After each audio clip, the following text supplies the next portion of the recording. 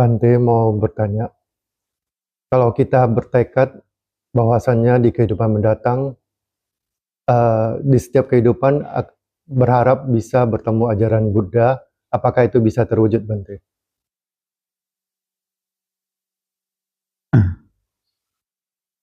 Nggak ada yang bisa tahu akan terwujud atau tidak. Tapi dari kita punya tekad saat ini, semoga kita dalam kehidupan berikut-berikutnya akan semoga bisa berjumpa dengan ajaran Buddha, dan setelah berjumpa itu bagaimana? Berlatih. Berlatih, Bante. Berlatih. Itu dipegang, nggak usah berpikir kehidupan mendatang, kehidupan sekarang ini yang sudah ketemu.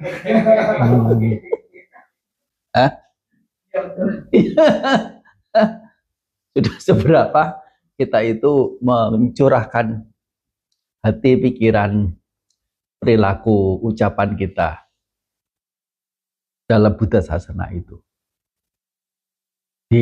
Ditambah dengan kekuatan tekad kita, tidak usah kehidupan mendatang itu akan betul bertemu atau tidak.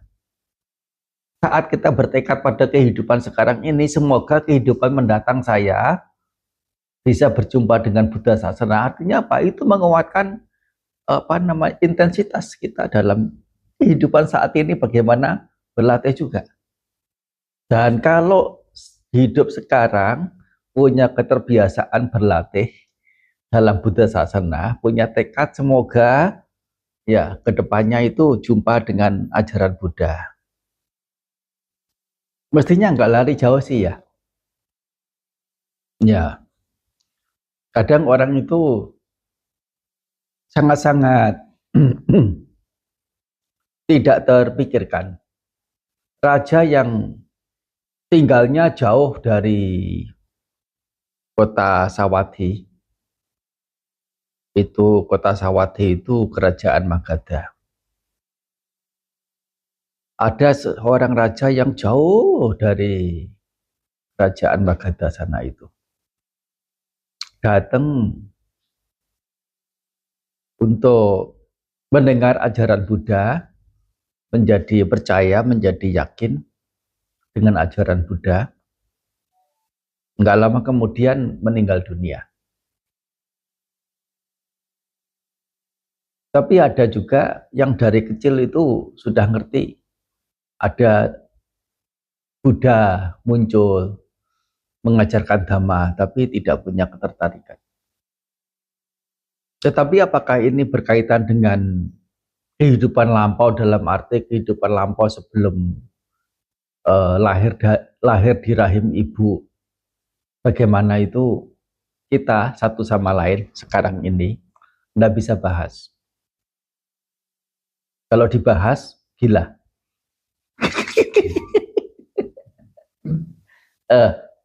Soalnya apa? Masing-masing kita juga tidak. Itu hanya spekulasi saja. Kita hanya berdasarkan pada keyakinan, kepercayaan, tidak bisa membuktikan. Demikian pula dengan ya surga neraka yang katanya ada setelah kematian seseorang. Ya kita mau memperdebatkannya juga sampai gila, nggak ada ujung akhirnya, dan nggak ada satupun di antara mereka yang berdebat itu yang mau membuktikan. Ya, kita fokus pada kehidupan sekarang ini seoptimal mungkin. Mau ada tekad tidak jelek, tidak ada salahnya, gitu. Dan dari warna yang sedemikian beraneka, dari mereka yang dari bangsawan, mereka yang pekerja buruh, ya buruh yang mencangkul sawah dan sebagainya. Dari segala lini masyarakat masuk ke ajaran Buddha. memungkinkan. Dan tidak semua lini itu masuk, tidak semua bangsawan, tidak semua Brahmana. Ya. Apalagi pada zaman itu para Brahmana menganggap kasta mereka paling tinggi. Nah, Guru Agung Buddha menyatakan bahwa kasta yang tertinggi itu bukan Brahmana, tapi Ksatria. Beliau mengerti, tahu asal-usulnya, asal-usul yang benar. Soalnya apa? Beliau sendiri belajar dari para Brahmana juga, sampai beliau sendiri juga hafal Triweda. Sang Buddha apakah seorang Brahmana? Artinya seorang yang menguasai ajaran Brahmana. Waktu itu belum disebut Hindu.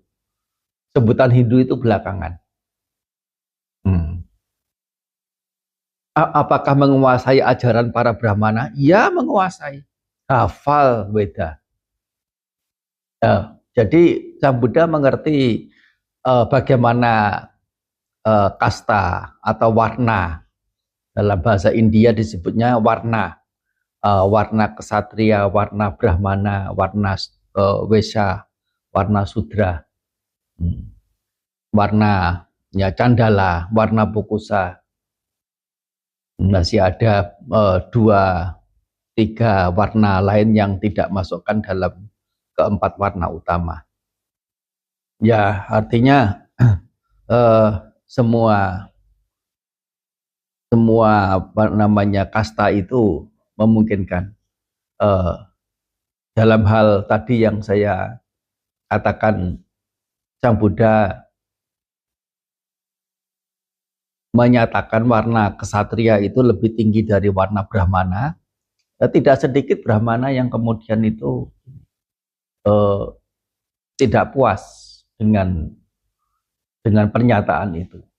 Nah, beberapa yang tidak puas itu kemudian mendatangi Sang Buddha, ingin meminta penjelasan kenapa menyatakan sesuatu yang kontroversial, apa yang sudah dipercaya oleh umum, Brahmana adalah warna tertinggi. Sang Buddha menjelaskan urutan-urutannya. Brahmana asal-usulnya dari mana? Dan sesama orang yang ngerti Weda ya sama-sama tahu asal-usulnya. Ternyata memang ya warna Brahmana itu tidak lebih tinggi dari warna Ksatria. Kemudian Brahmana ini menaruh keyakinan pada ajaran Buddha. Tidak sedikit para Brahmana kemudian di zamannya itu punya keyakinan dan banyak yang menjadi biku. Banyak yang menjadi biku dari kasta Brahmana ini juga. Nah, kalau kita pikir semuanya itu apakah karena tekad mereka masing-masing di kehidupan lampau-lampau, kita juga tidak bisa tahu. Betul enggak ya? Mereka tidak bertekad, ya artinya semuanya itu terjadi karena sekonyong-konyong tiba-tiba atau secara acak.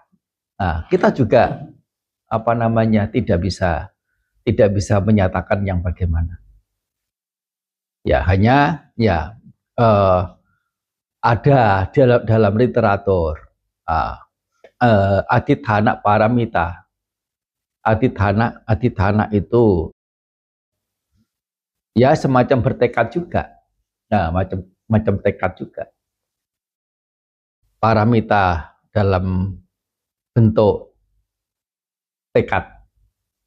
Nah, tekad dibuat, itu untuk meneguhkan apa yang sudah dilakukan supaya tetap bisa terjaga, bisa dilakukan. Nah, itu butuh tekad. Nanti akan menjadi tekun, akan menjadi ulet. Nah, itu adalah paramita berupa tekad. Terlepas dari ada kehidupan yang lampau secara konvensionalnya, ada kehidupan mendatang secara konvensionalnya ataukah tidak? Bagaimana? Hanya dalam literatur ya dijelaskan, diceritakan literatur terutama tingkatan tingkatan kata pustaka pengulas bercerita tentang kehidupan Sang Buddha sendiri, kehidupan para sawaka, banyak ya kehidupan lampau-lampau, sekian kehidupan yang lampau bagaimana di zaman sama Sang Buddha sebelum-sebelumnya bagaimana ya dijelaskan, tapi ya itu mau percaya di literatur itu ya silakan juga. Tapi ya itu sekali lagi tidak bisa diperdebatkan. Nah, begitu, tidak bisa diperdebatkan. Mau percaya yang itu silakan. Mau tidak percaya ya tidak soal. Gitu ya. Sudah menjawab belum? Sudah, ya. Jadi lebih penting mementingkan kehidupan saat sekarang ini, sisi nyatanya. Ada juga yang bertekad semoga saya berjumpa dengan Buddha Maitreya. Ya, ya, iya. Tekadnya tidak jelek, ya, tekadnya tidak jelek. Loh, kenapa pengen bertekad untuk jumpa Buddha Maitreya? Kan sama ajarannya dengan Buddha Gautama. Iya, di zaman Buddha Gautama ini aku belum siap. Aku belum siap. Tapi kalau tidak kunjung mempersiapkan diri dalam masa Buddha Gautama, tidak kunjung mempersiapkan diri dengan mengkondisikan diri untuk punya kesiapan pada ajaran sama Sang Buddha, ya,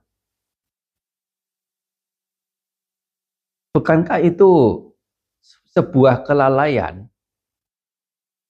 Dan giliran nanti jumpa dengan Buddha Maitreya sekalipun,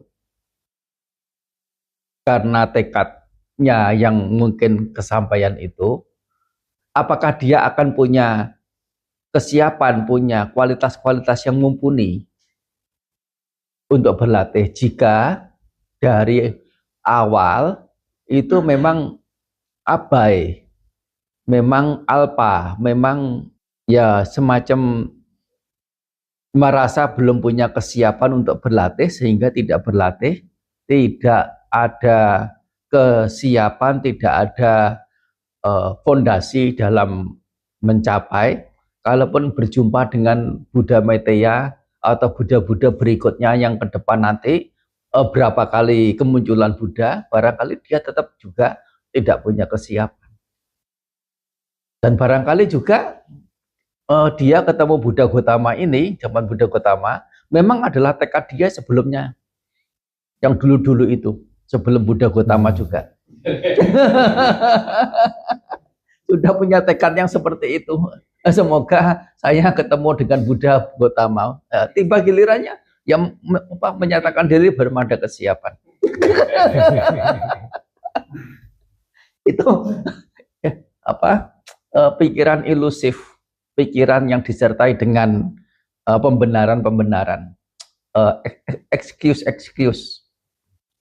ya, mengelak, ya, pengelakan. Nah, gitu ya. Anumodana. Mas, Tapi tiyo viwajantu